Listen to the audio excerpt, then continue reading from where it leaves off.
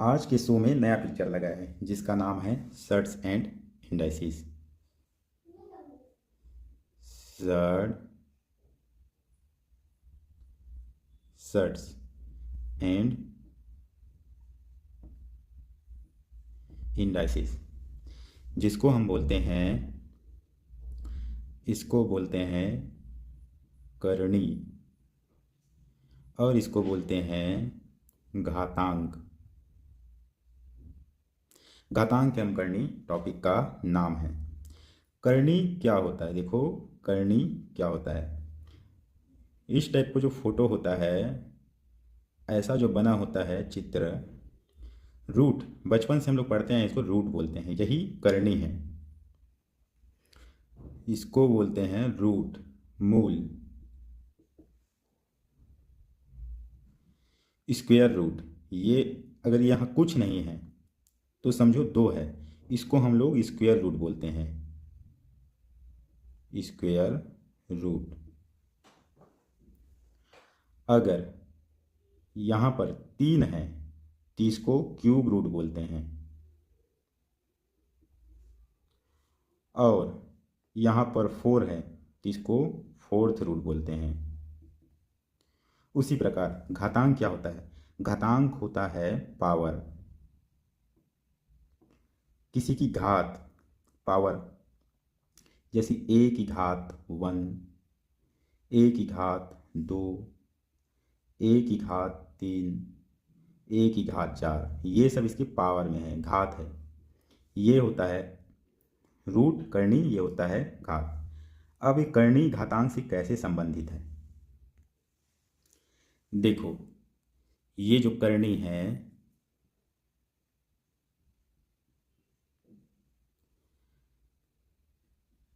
ये तो होता है स्क्वायर रूट,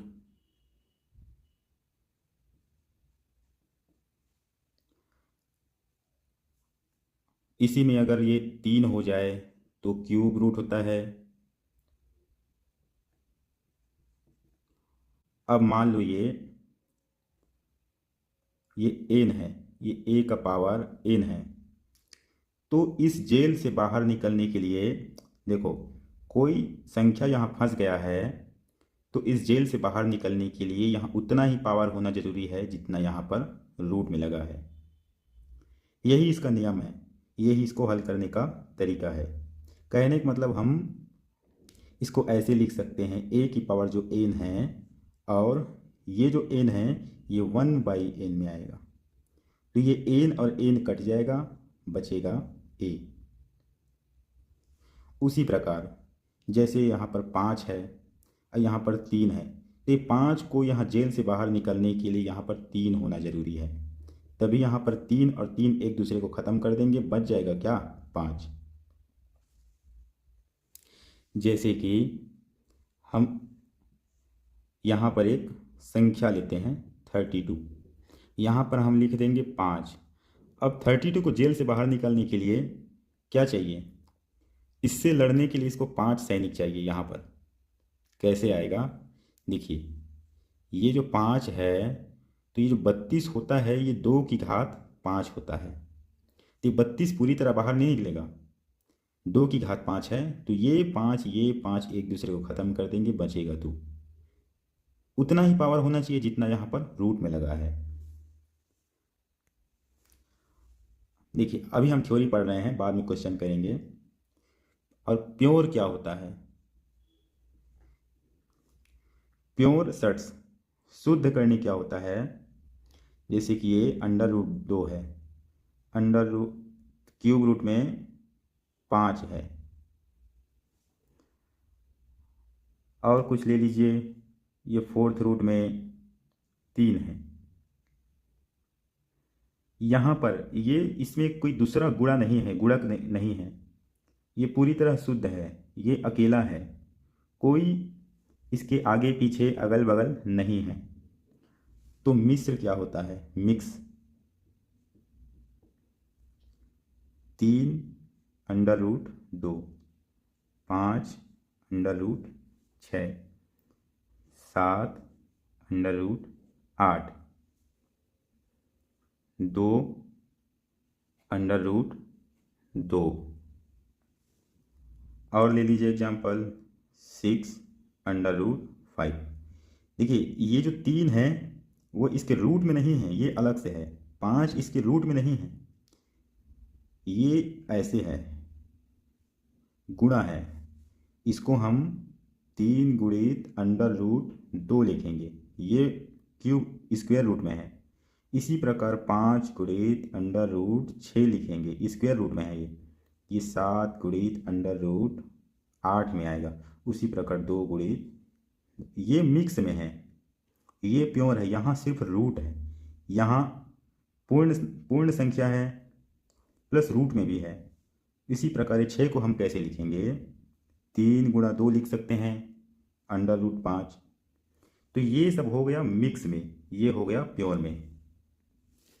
आगे देखते हैं समरूप, सिमिलर।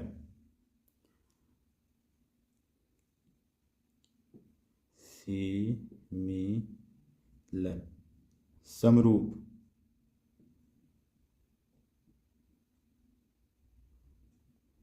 करनी। तो हम समरूप करनी किसको बोलेंगे, देखो जैसे ये एक स्क्वायर रूट में, ये nth रूट में, यहाँ n है मान लो, और ये x है, ये जो n है इसके रूट में है, और ये x है। अगर ये जो x है ये नॉन परफेक्ट है,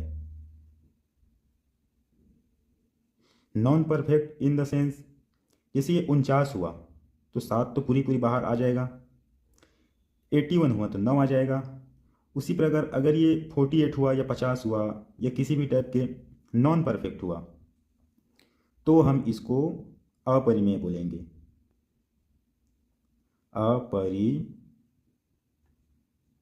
अपरिमेय, इर्रेशनल।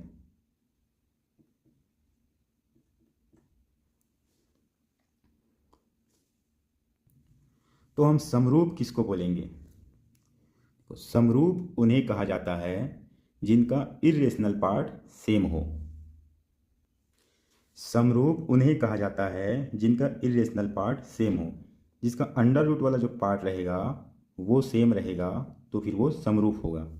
एग्जाम्पल के लिए हम देखते हैं, देखिए एग्जाम्पल हम ले लिए √5, 2 का √5, 3 का √5, 7 का √5, इसी प्रकार 11 का √5। इसका जो इर्रेशनल पार्ट, यहाँ कुछ नहीं है, समझो 1 है, यहाँ इर्रेशनल पार्ट सबका बराबर है, सब एक ही परिवार से हैं, तो ये समरूप होंगे, सबका एक ही परिवार है। और सिमिलर एग्जाम्पल के लिए इसको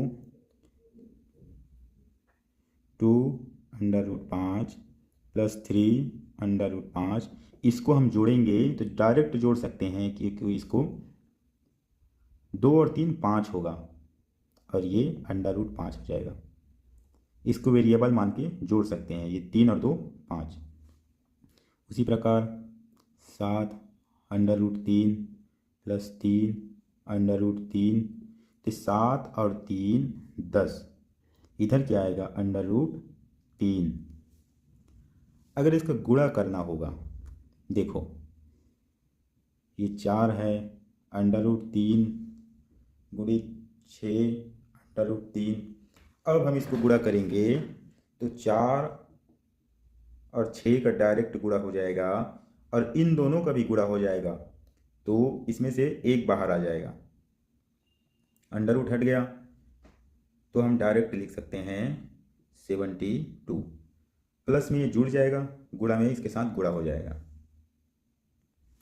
एक और एग्जांपल देखते हैं जोड़ने के लिए।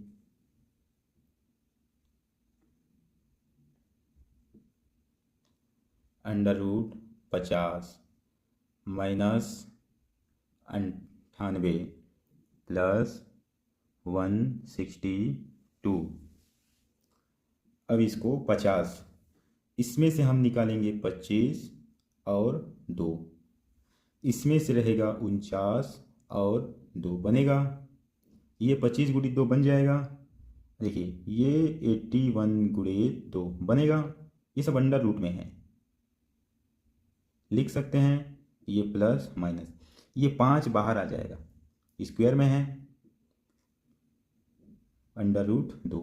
ये जो 49 है 7 का स्क्वायर है, तो 7 बाहर आ गया, बचा क्या अंदर 2, इसमें से 9 बाहर आ जाएगा, 81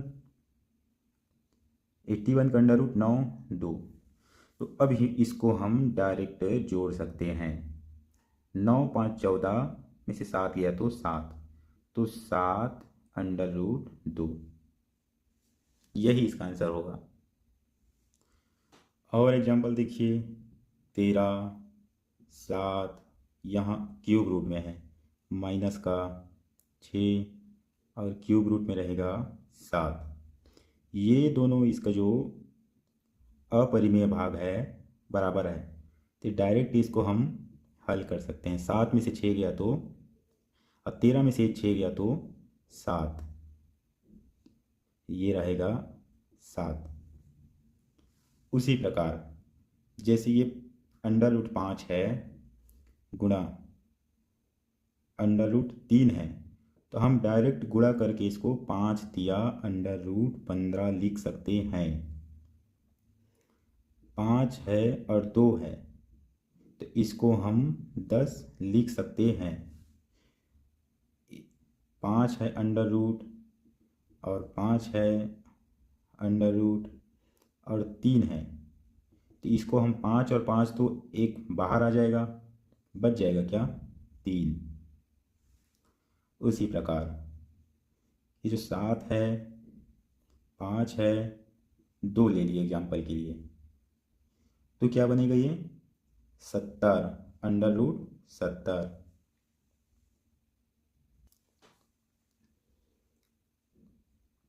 एक हेडिंग डाल लीजिए conjugate, संयुग्मी।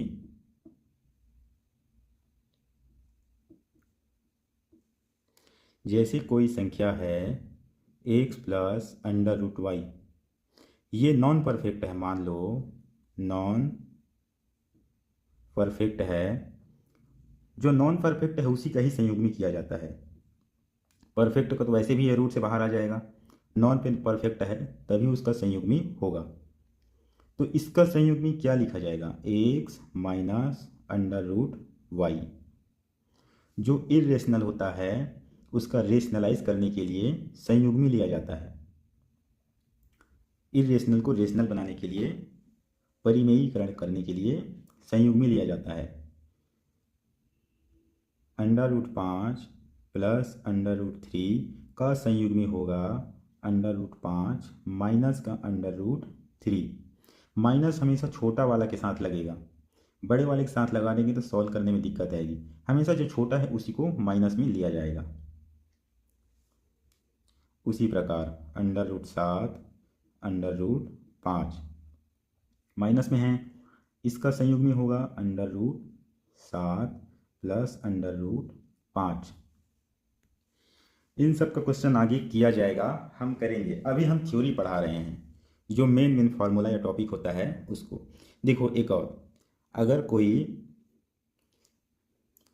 p plus under root Q के रूप में है, और अगर ये बराबर है x plus under root Y के, तो p के बराबर में x रखना है और q के बराबर में y।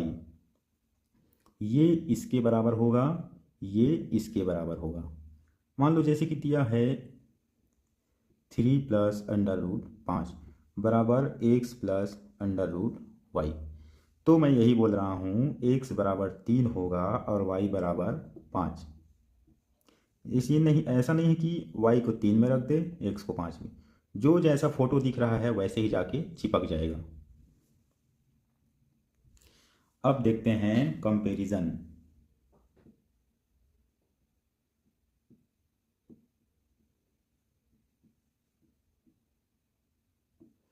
Comparison of sets. देखिए ये जो दिया है अंडर रूट 5, जैसे ये दिया है एग्जांपल के लिए, और दूसरा दिया है 2 4 और दिया है 3 6। अब इसका कंपैरिजन कैसे करेंगे, कैसे हम बता सकते हैं कि कौन बड़ा है, किसका जो वैल्यू आएगा वो बड़ा रहेगा, किसका वैल्यू आएगा वो छोटा रहेगा। देखो इसका एक तरीका है, जैसे हम फ्रैक्शन में नहीं करते थे कि बहुत सारे फ्रैक्शन दे दिए, 1/67, इसलिए 6/67, 7/89, 2/84। अब कौन बड़ा है कौन छोटा है, उसी प्रकार से कंपैरिजन इसमें भी होगा। तो ये 3 2 और 3, ये 3 ये 2 और ये 3, इन सब का हम एलसीएम लेंगे। क्या आएगा, 6 आएगा। 5 यहाँ लिख लीजिए, 4 को यहाँ लिख लीजिए, 6 यहाँ लिख लीजिए। अब देखिए 3 दूनी 6, 2 तिया 6 और 3 दूनी 6 होगा। ये 5 पंचे 25 हो जाएगा, ये 4 चौक 16 चौक 64 हो जाएगा, ये 6 छक्को 36। अब इसमें देखिए जो सबसे बड़ा रहेगा 64, वही सबसे बड़ा रहेगा पहला नंबर। फिर ये दूसरा आ गया तो ये दूसरा आएगा, ये तीसरा हो गया लास्ट में तो ये तीसरा हो जाएगा। एग्ज़ाम में पूछा जाता है, बहुत सारे दे देंगे 3 4 नंबर, उसमें से पूछेंगे कि कौन बड़ा है कौन छोटा है। तो तरीका यही होता है कि इसके जो रूट में है उसको एलसीएम लेके, इसके मूल में है उसको जो गुणा कर दिया जाए, उसके पावर में लगाने से जो नंबर आएगा वही तरीका होता है इसको सॉल्व करने का। एक और क्वेश्चन देखिए, जैसे कि ये जो 7 है 3, 5 है 4, 10 है 6। अब इसमें कौन बड़ा है कौन छोटा है।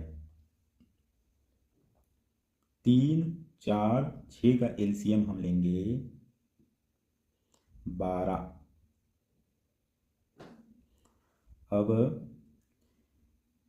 7 यहाँ लिख लीजिए, 5 लिख लीजिए और 10 लिख लीजिए। देखिए 3 चौके 12, 4 तिया 12 और 6 दूनी 12।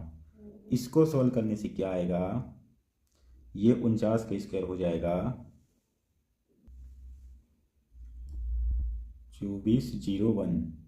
ये 5 पंचे 25 पंचे 125, ये 10 दहम 100। अब देखिए इसमें सबसे बड़ा कौन है, यही सबसे बड़ा है, दूसरा नंबर में यही है।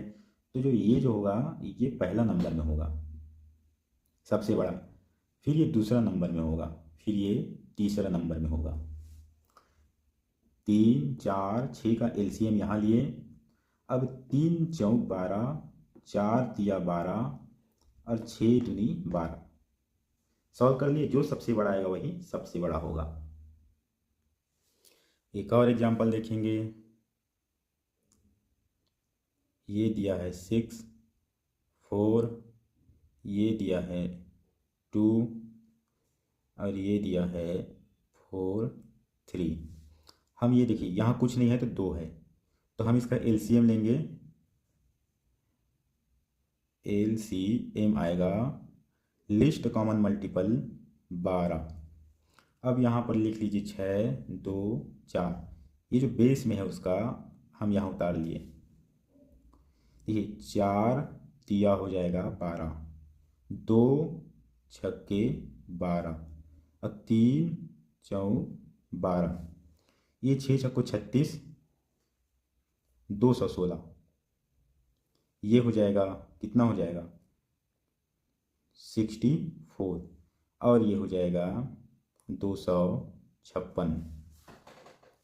सबसे बड़ा ये हुआ तो ये पहला नंबर आएगा, दूसरे में ये हुआ तो ये दूसरा नंबर आएगा और तीसरे में सबसे छोटा ये है तो सबसे छोटा होगा ये।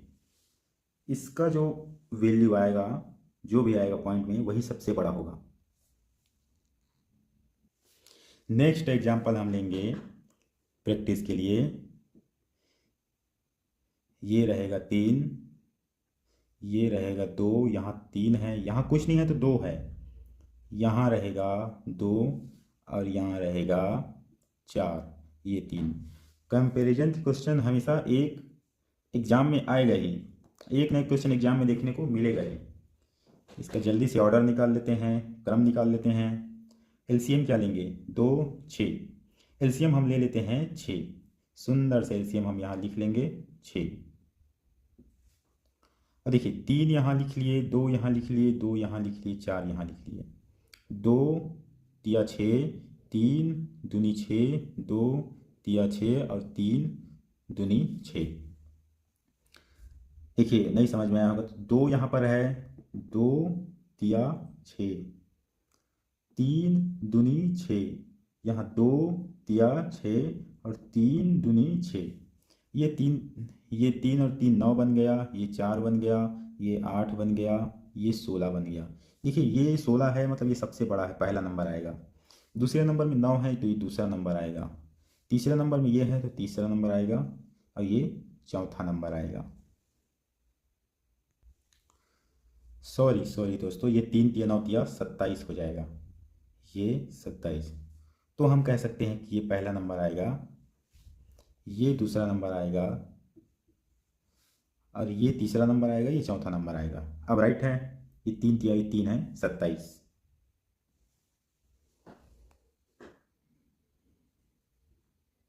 नेक्स्ट देखते हैं 4 3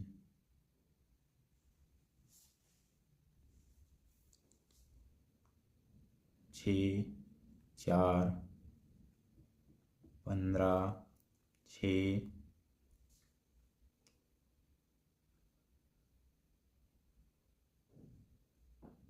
240 12 ले लिए।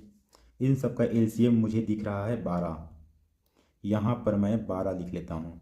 अब ये लिख लिए इसका 4 6, इसके बेस को यहाँ उतार लेंगे 15 240। अब देखिए 3 चौके 12, 4 तिया 12, 6 दूनी 12 और 12 एकम 12, 16। ये 4 चौक 16 चौक 64 चौक 256 बनेगा।